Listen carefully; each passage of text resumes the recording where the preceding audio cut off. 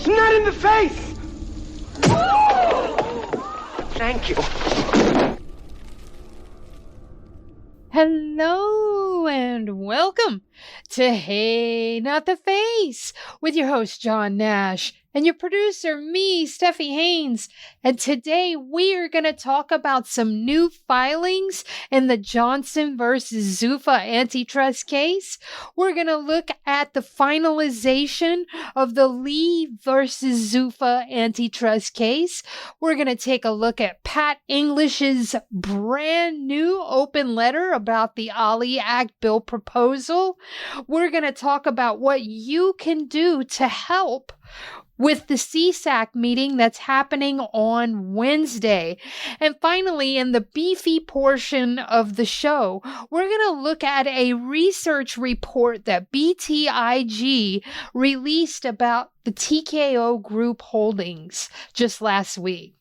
But first, if you want access to all of this, you're going to need to get a paid subscription, because without one, you won't be able to listen to the whole show because some of it is behind a paywall. Now, John, how the heck are you? Very good. I was at the office today. I'm back home waiting for a storm that's on the way to Los Angeles. And we are, as people probably know, we are a city that's not properly prepared for storms. And I have flood warnings around my neighborhood because I'm right at the base of the Hollywood Hills. So when it rains, it comes down hard. Uh-oh. Well, I am going to keep my fingers crossed that everything goes just the way you want it. I like that. Just the way I want it. That's exactly how I think life should go for me. See, there you go. It should go like that for you and me. And all the people me specifically. and all the people we care about. But yes. Everybody we care about, but me first. That's the important thing. Me first, and then everybody else I care about, and then the rest of the world. Okay. All right. I guess I can go with that because, secretly I'm saying it's me first, then you, and then, this is the exact same way you said it, except with me first. Yeah, that's kind of jinxing it right there. That's not right. That's not right at all. So let's go ahead and get down to brass tacks because there were some new filings in Johnson v. Zuffa. Can you fill us in on what those were? Yes, I can. There were two new filings. We will do the one for Johnson, and actually the other one was for the Davis case. So I will do the Phil Davis first, because I think that was technically filed first. So Phil Davis, people know, is a fighter with the PFL now, formerly of the UFC. He filed an antitrust suit against Zuffa, the parent company of the UFC, although they don't really use that name Zuffa anymore. Just they keep it for these cases because I guess for simplicity's sake. But in the case, what makes Davis interesting is it's very different from all the other cases. The Johnson v. Zuffa, which is the current antitrust lawsuit, is almost identical to the Lee v. Zuffa case, which is the one that got settled. But Davis is suing on behalf of non-UFC fighters, claiming that their scheme has damaged them as well, but he's not asking for compensation, no monetary damages. He is just asking for injunctive relief. So it's a very interesting case, perhaps the most important one currently going on. And so he's essentially alleging that the same anti-competitive conduct in the previous case is affecting them, but a different group of litigants that he wants to be part of his class action. He wants to open up to different class members and a whole, no money damages, like I said. So Zuffa's reply argues that Davis's case should be dismissed with prejudice on three main grounds. One, he released all such claims in the Lee class action settlement. Two, he lacks Article 3 standing, which is no injury, causation, or redressability. And three, he lacks antitrust standing. His alleged harm is too indirect and speculative. So Davis is released. For the first one, Davis was released from his claims in the Lee settlement. The argument that Zuffa makes is that because Davis was part of Lee and he did not opt out, one of the agreements to that is that all claims that arise after the execution date, to the extent they involve a continuation of that conduct, is waived from from plaintiffs. So anybody accepting a settlement basically waives any additional claims against the UFC. Now, the plaintiffs, which is Davis here, he is arguing that this is a completely different case, completely different claim. Why the UFC is arguing it's basically the same complaint, so it should be thrown out because he released all claims, because he accepted a payment in the league class. The only claim that he has going forward was the current Johnson case. They had a carve out just for the Johnson case, which he is not a member of because he did not fight in the UFC after the end of the league period. The other arguments is that Davis lacks Article 3 standing. On that, it's basically he has no standing to sue in federal court because he has no imminent injury. He hasn't fought in the UFC since 2015 and fights exclusively for PFL, so he can't claim UFC will, and he doesn't even claim that the UFC will offer him a contract again. And then he has no causation. His pay is set by the PFL, not UFC. His claim requires a speculative chain. UFC restricts competition. PFL earns less because of that. PFL pays them less. So that's they're basically arguing that's impossible to prove. It's pure speculation. That's the way it is. And then Davis also, they argue, lacks antitrust standing. Even if Davis could establish the constitutional standing, his alleged harm is too remote under the Associated General Contractors, AGC, antitrust doctrine. So that's the Davis complaint. And that's the UFC's, I should say, their motion arguing that Davis's complaint should be thrown out, that he has no standing.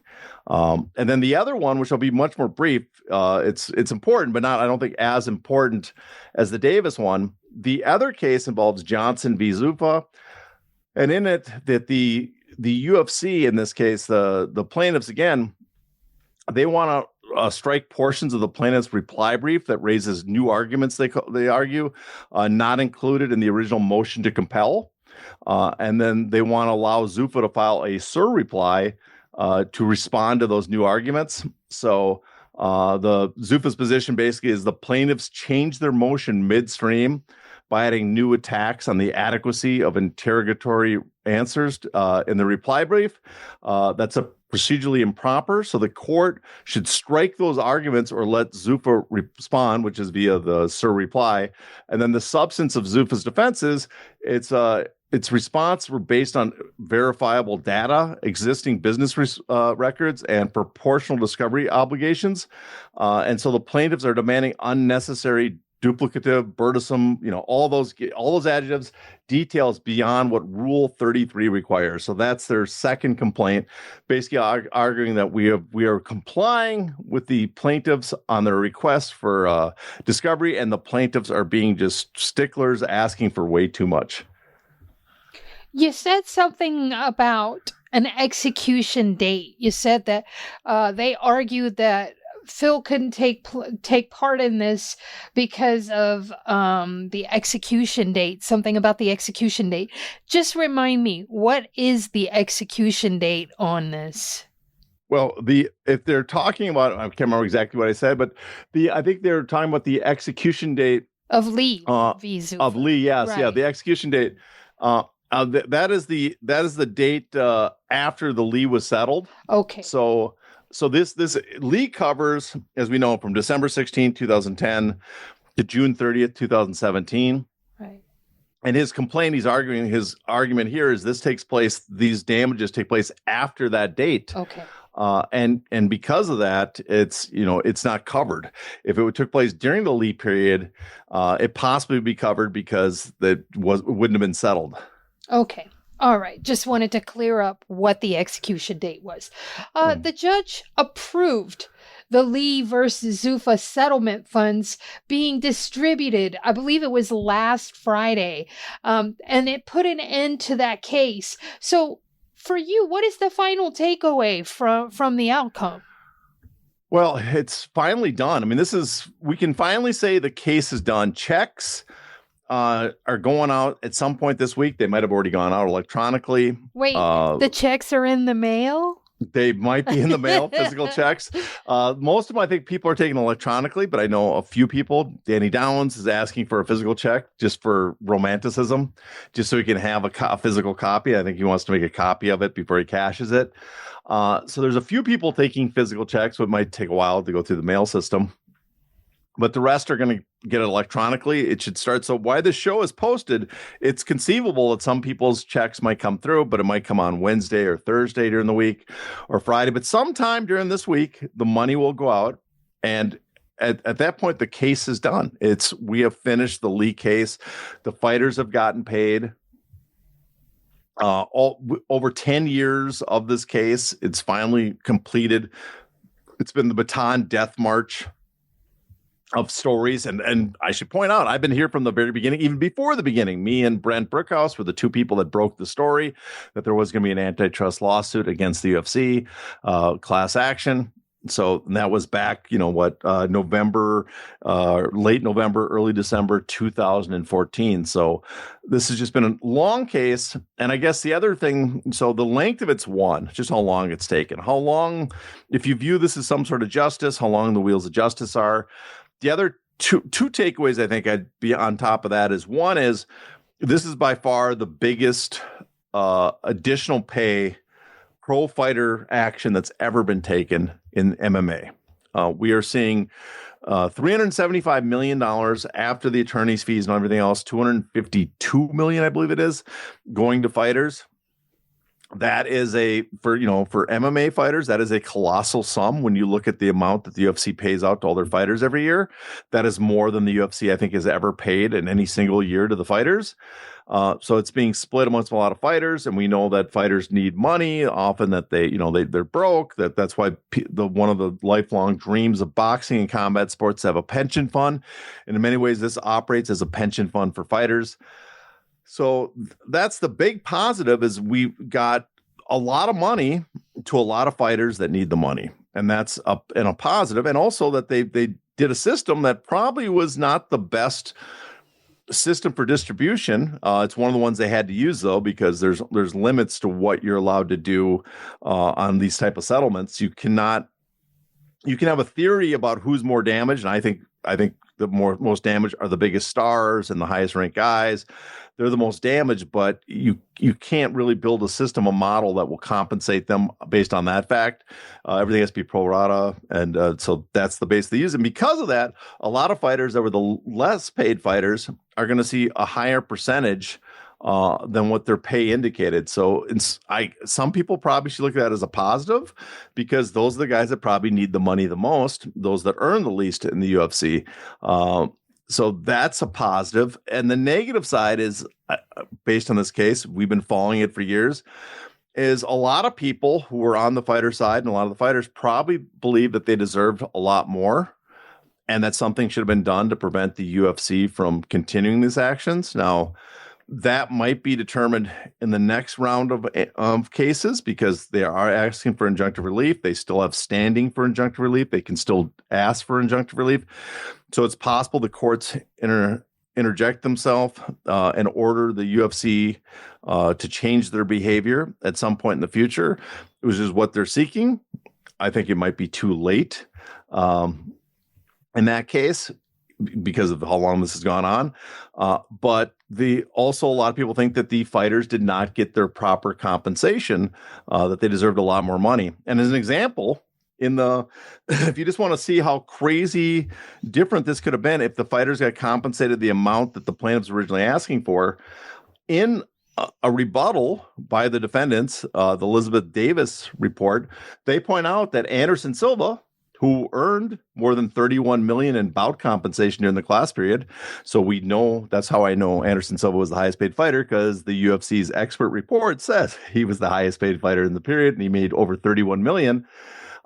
If damages would have been assigned based on his compensation in that period, and based on what Hal Singer was arguing that the fighters deserved to get paid, which, remember, was $811 million to $1.6 billion. That was the range he said the fighters were owed. Well, Anderson Silva, based on that pro rata version, would have got, at the low end, $45 million, and at the high end, $90 million. Now, if they use the same formula, which was that they're used to pay fighters currently, which is 70% based on your bout compensation and 30% on the number of bouts you had. Well, in that case, on the low end, he would have had $32.5 million.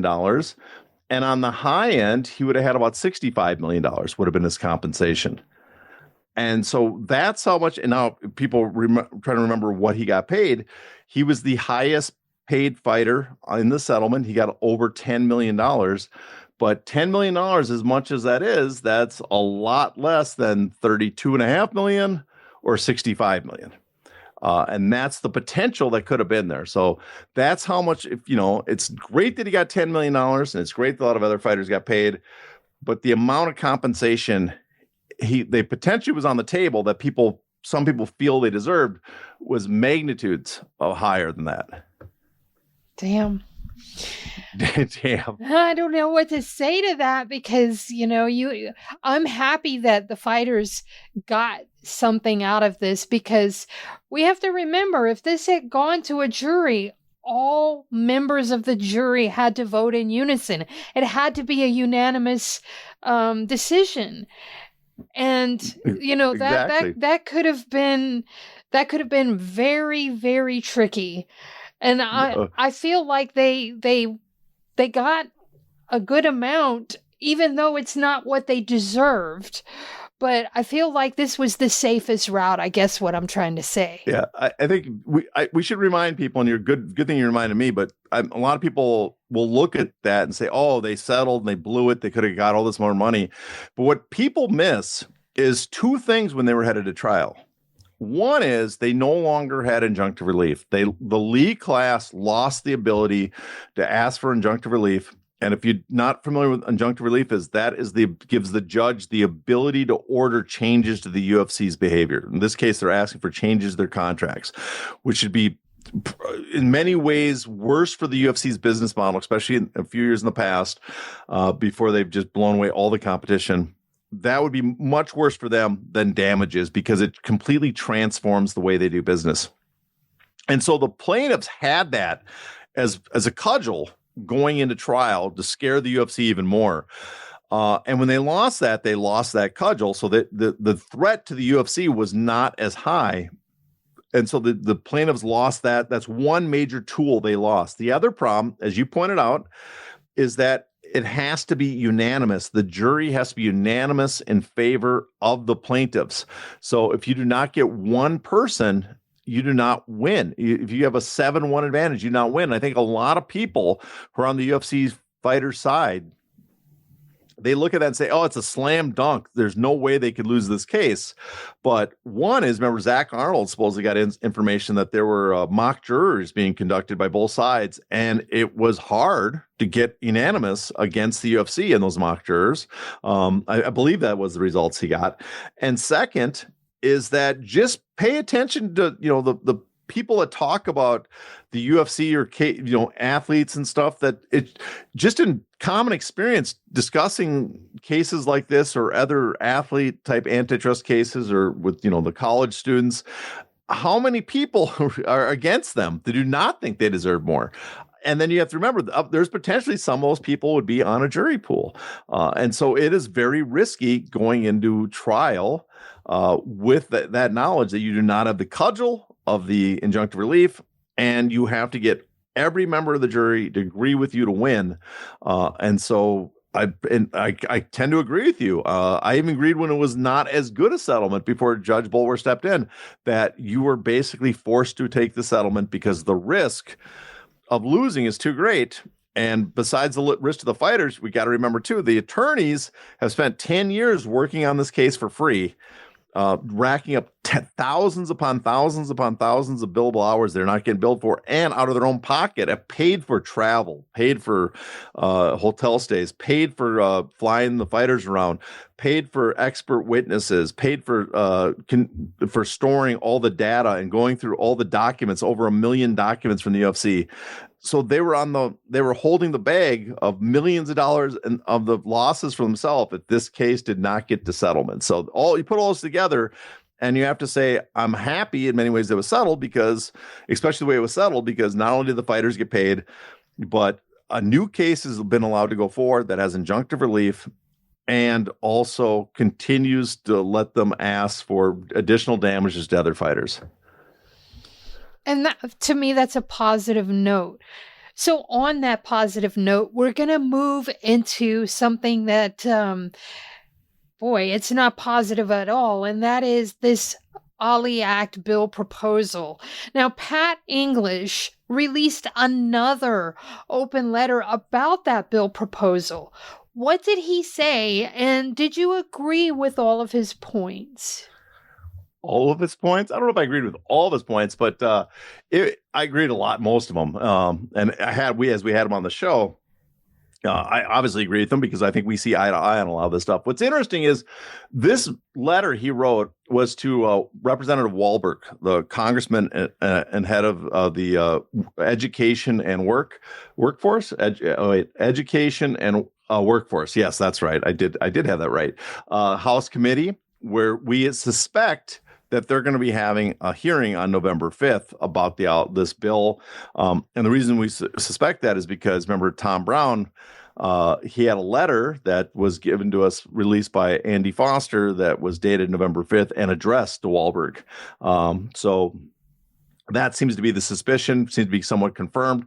So English mailed this to Wahlberg to address them because he wants to have the right, if there's going to be a hearing, he wants to have the right to address them because he is someone that is anybody you talk in the boxing world, he had probably more hands-on experience, more hands-on work he did assisting the John McCain staff to craft this bill, the original Ollie Act bill. And so he addresses a lot of the complaints that might sound familiar to listeners because we bring up these complaints as well. But his big things is he talks about how the act betrays fighters by exempting what would be a single Zuffa controlled entity.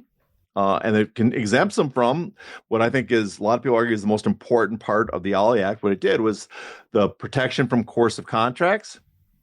Also protects Zuffa from having to disclose the disclosure requirements for promoters. So they wouldn't have to disclose to fighters how much revenue is coming in, and also the rules applicable to sanctioning bodies they'd be exempt from. And so there's also questions about the firewall between promoters and managers, even though there's the UBO does say a firewall applies or has some language like that. There seems to be room for some sort of, carve outs in there as well, which is interesting too, because I didn't bring this up when we brought up the TKO Zuffa boxing contracts that we looked at, but then it gives the UFC media rights, gives you the image rights over the boxer for like video games and merchandise, things like that. And what's interesting about that is some people have argued, because of the language of the Ollie Act, that those type of contracts would make a promoter a manager and be a violation of that firewall. But if they have a carve out for the firewall, then I guess they wouldn't have to worry about that, would they? And then it also brings up the fact that, it gets rid of the enforcement mechanisms of the Ollie Act and just a long list of problems that this has and how pointless it is. And that the marketing pitch, especially, this is the part I really enjoyed from it, because this always gets to me, and I hope someone brings this up when they have the meeting coming up, which I'm sure we'll talk about next, is that the marketing pitch for this amendment includes the assertion that the Muhammad Ali Act is not being amended but the Professional Boxer Health and Safety Act is being amended. And the truth is that they are one and the same. The Professional Boxing Health and Safety Act came first and was amended by the Muhammad Ali Act. They are one single series of federal laws, and to the extent this bill is being billed as anything other than that, the marketing is false. Put bluntly, if the amendment is being billed untruthfully, it calls into question the honesty of those who are pushing for it. I like that too. I like that a whole lot. I have a question real quick. Did he mention anything about purse bids and the way that this thing does away with purse bids? Well, he doesn't mention purse bids at all in the letter, but he just basically talks about how it upper ends the business model of the current boxing practices, and that there's no requirements for like the sanctioning organizations to even properly rate fighters because they have to be part of the UBO to be rated. So the whole thing is, put into question the integrity of what they claim is supposed to make the sport more honest.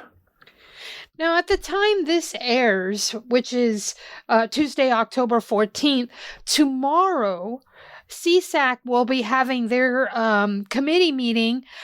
What do you think the outcome of that meeting is going to be? That's a good question. I wonder if there was, because the first meeting took place the week that Crawford and Canelo were going to fight.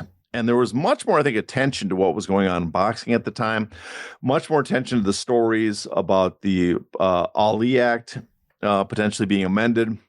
People were just paying more attention. So when the story popped up that they're having a hearing and let people call in, a lot of people decided to call in and voice their opinion. There's no big fights this week that I can't think of any. I'm pretty sure there's not. There's no big events. There's nothing I guess, that would make sure that there's larger numbers of people paying attention to boxing or social media, people discussing boxing than normal. So I wonder if we'll get as much conversation about it, or people have moved on already with all the other stuff going on in the world.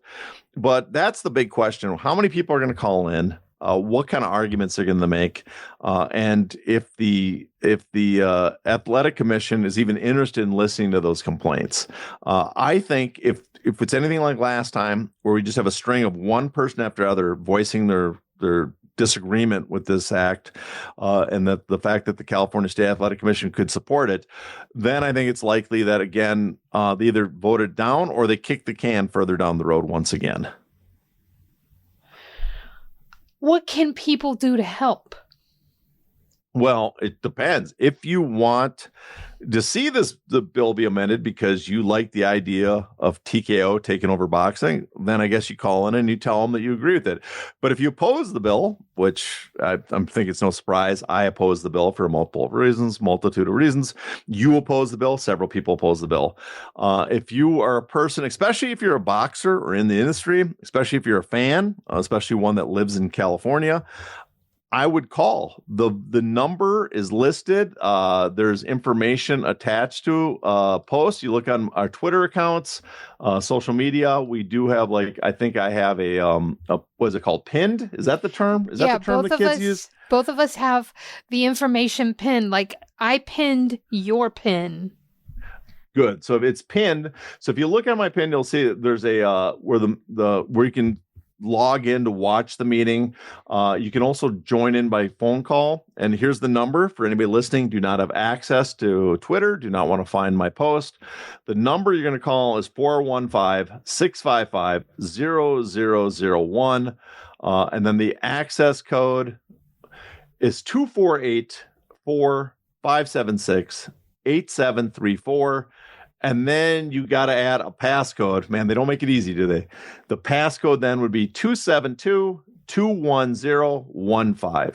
You do all that and you can log on. The meeting will be on October 15th, this Wednesday at 10 a.m.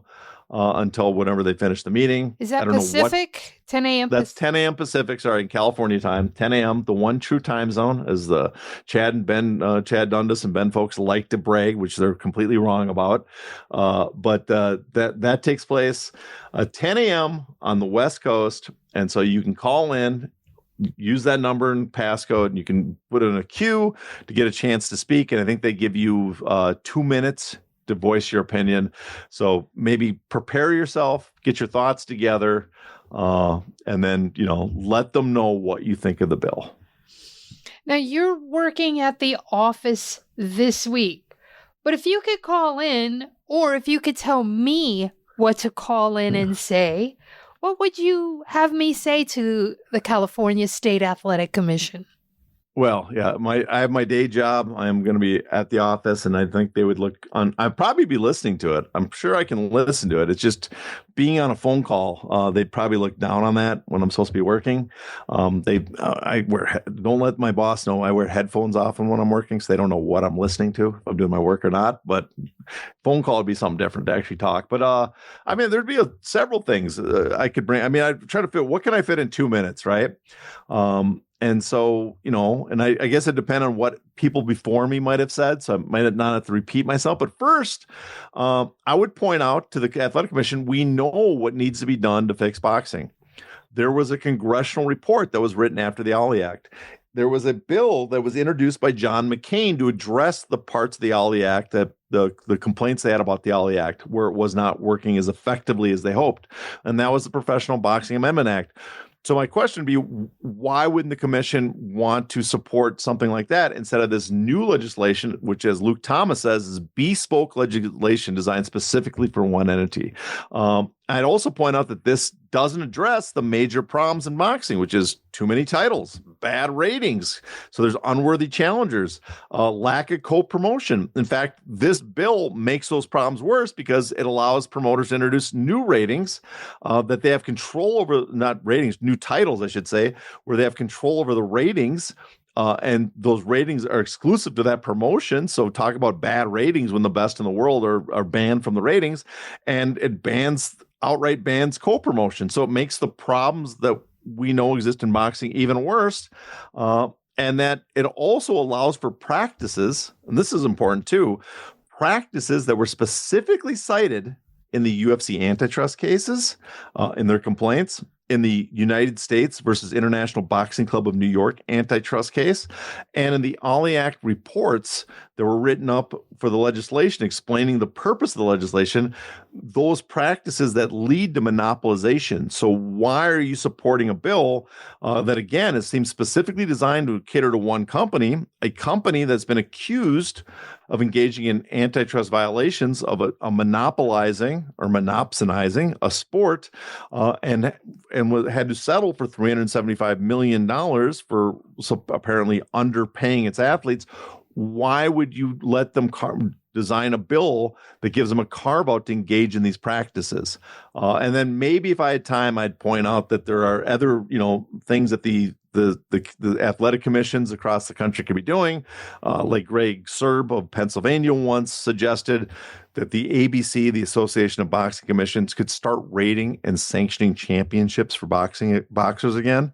So if you have a problem with the sanctioning organizations, why doesn't the ABC, if they have a problem with the sanctioning organization, ABC, why don't you go back to taking over the sanctioning of the championships and cut out these supposedly corrupt entities? I like it. I like it a lot. So if anybody wants to steal those, go ahead. I will not complain. Now, the boxing community in general has been waiting with bated breath for some kind of announcement of where Top Rank is going to end up as far as their media rights. Some pundits are even wondering how they already don't have a deal in place. What do you think? Yeah, this makes me a little nervous. Now, we had talked about how at the end of the UFC's deal with Paramount, how there was a last-minute effort negotiated with ESPN and apparently screwed up some other boxing entities that were in discussion with ESPN. I know that Misfits was one of them. There might have been, apparently there were other boxing entities that were in discussion with ESPN. A lot of people suspect it was Top Rank. So potentially that's the problem, that Top Rank was trying not to sign with someone else, wanted to wait and see if they can get another deal with ESPN because it's more valuable, just the presence being there than being on like DAZN or Stars or any of the other rumored places. I know there's been some discussion too with what HBO Max, I believe it is, but their budget is really, really small. So a lot of the places just didn't have a tiny budget that Top Rank doesn't want to deal with. But all this makes me somewhat nervous, and also makes me suspect that Top Rank, they do not get a TV deal, a decent one.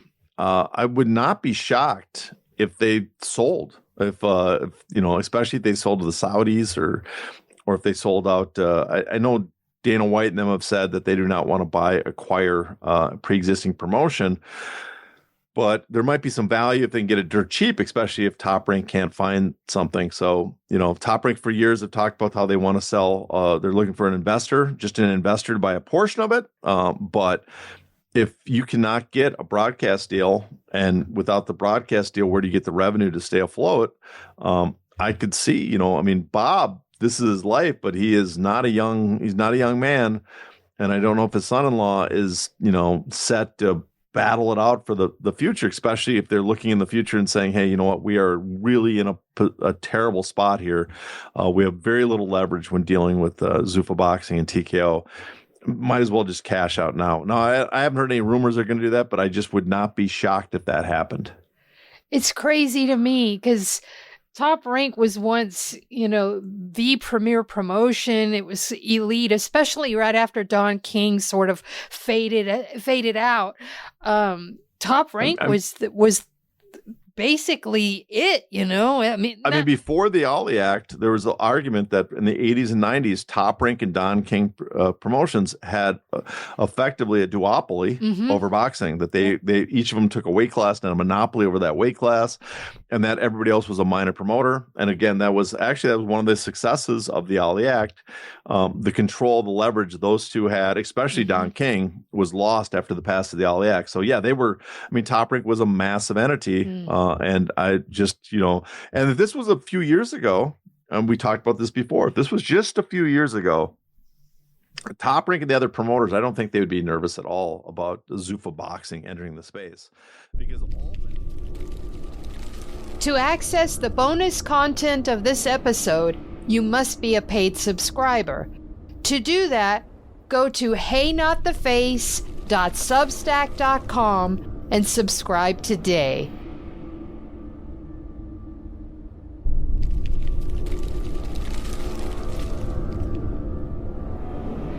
Ow!